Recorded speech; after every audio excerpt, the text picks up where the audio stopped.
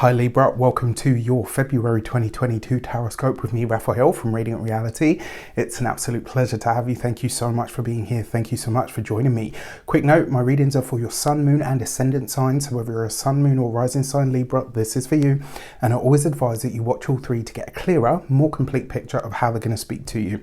With that said, remember they are general readings. Not everything's going to resonate with everybody, and that is just fine. You should always use your own discernment. Before we start, as always, I would like to bless my decks of cards with all forms of love, light, peace, prosperity and abundance. And I pray that the messages that come through are ultimately clear and concise, and they help you on your path to your highest vibrational good. So for your actions and interactions with the world at large over the course of this month, you have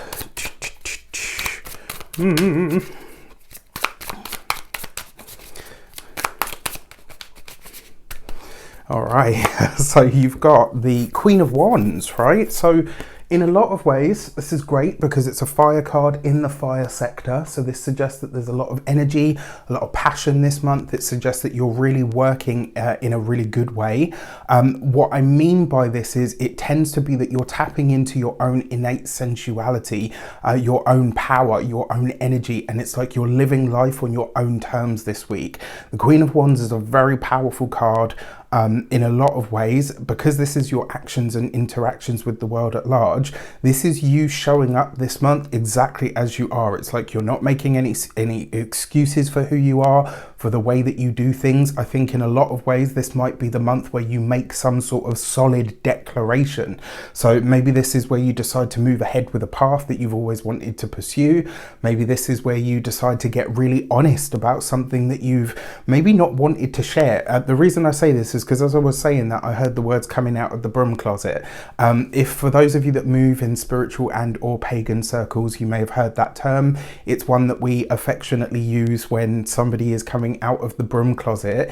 It's like when they are declaring to their loved ones, you know what, I'm a pagan, I'm a witch, I'm, you know, on this path, etc. So this suggests to me that there might be something that you now feel ready to share with your people, with your tribe in some way, shape or form, and you are not holding back on it, which I really like for you.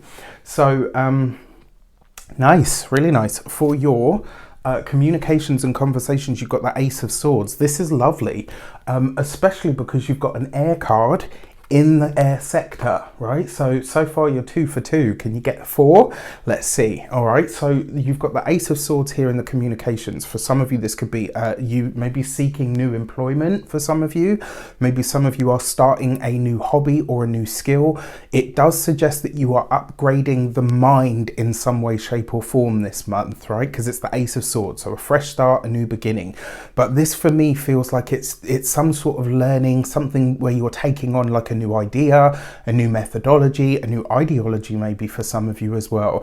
And because you've got this with that Queen of Wands, it's like, I will dare to study this. I will dare to be good at it. I will, as that meme says, I will dare to suck at something new so that I can be good at it one day later.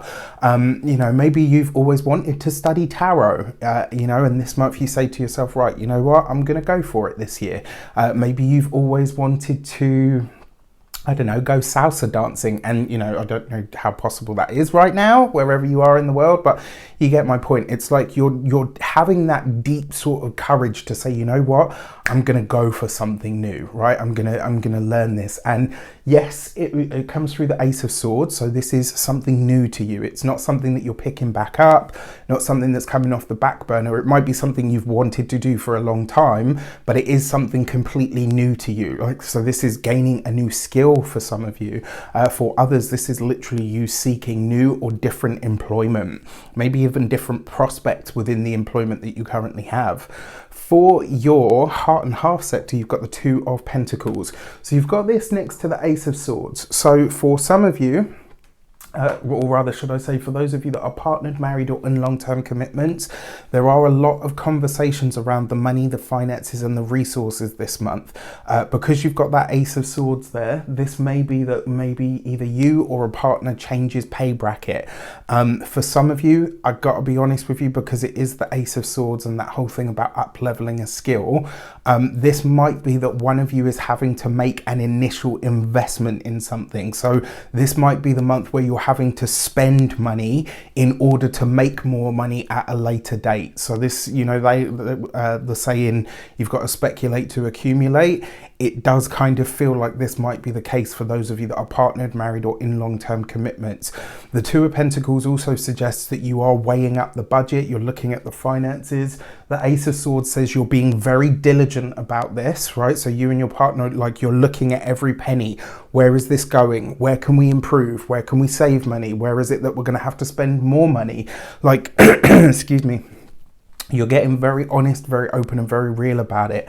And with that Ace of Swords, it does suggest that there's a goal behind this. It's not just like an aimless sort of, well, you know, let's just look at our budget because, you know, that's fun, right? Like, there's a purpose behind this for either you or your partner or the collective finances. When it comes to those of you that are single, I mean, this is kind of nice for you guys because you're not having to check in with anybody with the money, the resources, or the finances.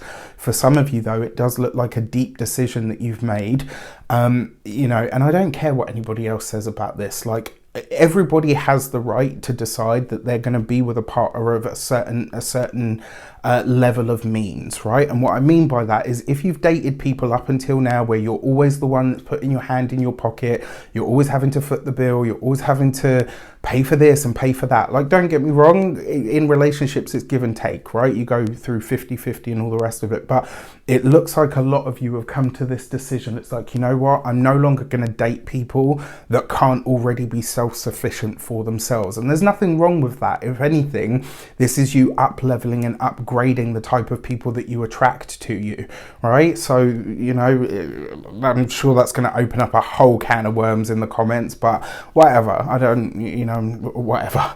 I've been on both ends of that spectrum, and, you know, I've managed to find a happy medium now. So for your money and materials, you've got the High Priestess, right? So this is actually kind of nice because it suggests that there could be some sort of hidden monies this month. Now, you've got this next to the Two of Pentacles, so there's one thing that I want you to be aware of. This does suggest a hidden expense of some sort that you may not be expecting. All right, so if you're signing up for anything new this month, if you are going to do some form of study, if you are going to, you know, make some sort of long-term investment, just be sure that there's no hidden cost that you're not aware of. Same with a partner. If they're doing something new or they're making a venture of some sort, just be sure to check the fine print, because it kind of looks like maybe there's a hidden cost somewhere that you're not fully aware of, and, you know, might surface later. On a brighter sort of note, because you've got this here with the Two of Pentacles, it almost suggests that this is you deciding to maybe squirrel some money away or to put some money in a rainy day fund that nobody knows about, which is great. And it also suggests that by following your intuition, your finances and your resources improve this month, right? So listen to yourself on that deeper level, because your instincts are bang on this month when it comes to money, finances, resources, or, you know, financial decisions. For your first week of the month, you've got the Hierophant card. So this first week of the month could see you interacting with a legal professional in some way, shape or form. It could just as easily be you checking in with some sort of paperwork, documentation. It may see you having to interact with a local governing body. Because you've got the Queen of Wands there, this might be something that you've put off for a while, especially for those of you that are thinking about going back to school in some way, shape or form. This month, and especially in the first week of the month, it's like you're deciding to just go in, right? So I actually really like this for you guys. For the second week of the month, you got the High Priestess. So you got a double hit of the High Priestess energy this month, which means that you are super psychic this month. Especially in this second week of the month, you may have some sort of precognition. You might sort of literally just know what somebody's thinking when they're thinking it.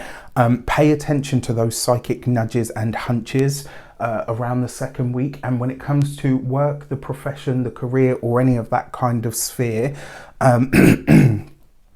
this could be where a secret or a piece of information is divulged to you likely by or through a boss or a person that's in a position of authority.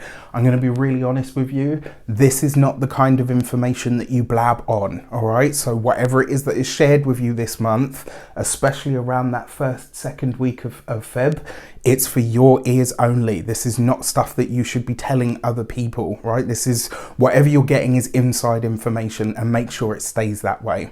For your third week of the month, you've got the Chariot card underneath the Two of Pentacles. So whatever stuff you and the partner are doing together,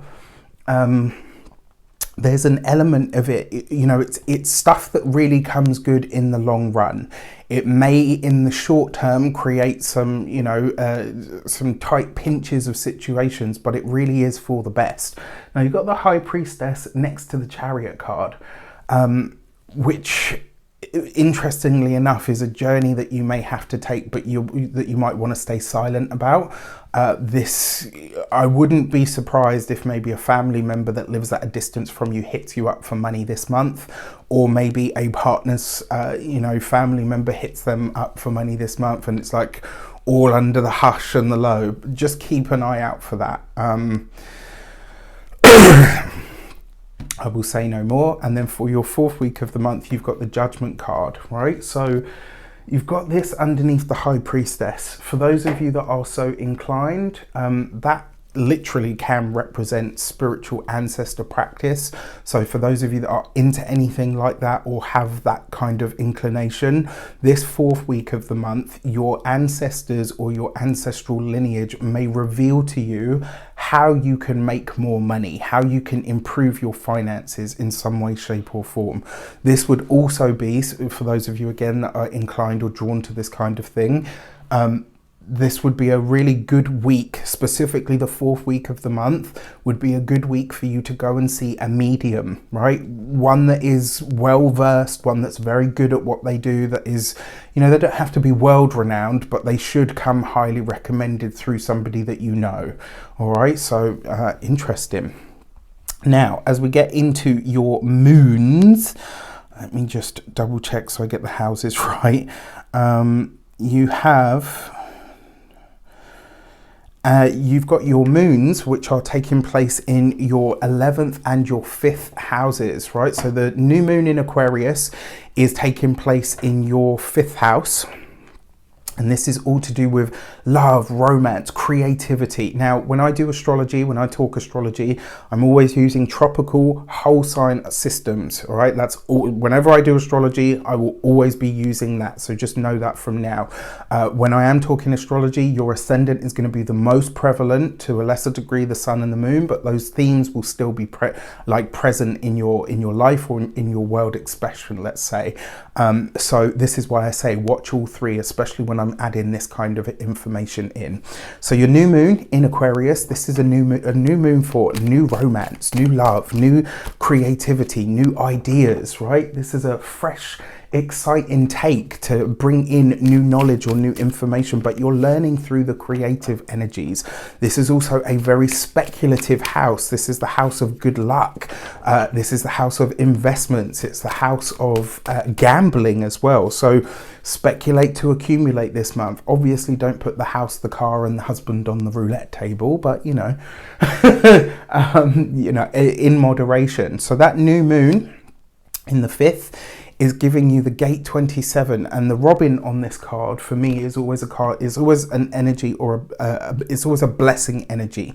Whenever Robins show up, it's always to give you some form of good news, and that new moon is no exception, right? It's going to be a fresh start in that area for you. So set your intentions around the things that I mentioned. If you're already in a partnership, a relationship, or a partnership, this could be your children, because this is the house, the 5th house is the house of children. It's also the house of romance. So maybe this is a time to wine and dine your partner, or get back to that honeymoon type of energy. And that gate 27 caring card, it really is about the familiar, the familial, the ties that we have to the people that we love, the ties that truly bind rather than hold confined. And then your full moon is in your 11th house, which is a culmination, a completion, or an ending. You've got the gate 60 and limits, right? So this is not the easiest card, but its message is truly beautiful. You see how the tree is on there? It reminds us that as deep as the roots may go, as heavy as things can be at times, you know, is as high as the branches will go and as light as things can be on the other side of it. Now, what this card really talks about at the deeper level is making the best out of what you have. A full moon in the 11th house, this is your social groups, your social networks, how you interact with people. It's also benefactors and the structures or the social structures that you're a part of. And with this limits card here, it kind of suggests making the best out of the groups that you're associated with. Are you using your network? Are you tapping into that? Are you using it for your best, to the best of your ability or your advantage? Remember, a full moon is also a time of gifting and blessings in a sense, all right? So use that wisely. With that said, I wish you an abundance of all of that good stuff. Have a fantastic month. Have a fantastic month. Take care, and I'll see you soon.